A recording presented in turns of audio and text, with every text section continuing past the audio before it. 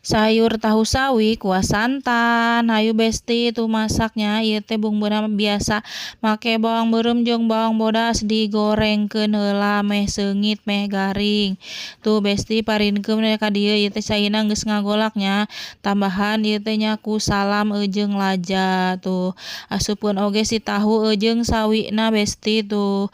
Aduk-aduk heula terus geus diaduk-aduk kieu mah tuh dibumbuan ieu teh bumbuna mah make uyah penyedap kaldu jeung gula bodas tuh besti nya geus kieu teh nya tambahan make ieu naon teh tomat jeung bawang daun tuh besti meh aya hejo-hejo jeung beureumna tuh tambahan ieu teh ku santan soalna ieu teh nya kuahna kuah santan jadi kudu disantenan besti santenna oge ieu mah make santen nu praktis we nu geus jadi tuh besti aduk-aduk ieu teh geus asak mun geus asak mah besti pareuman we biasanya komporna tuh hayu besti nuhun tos nongton videona.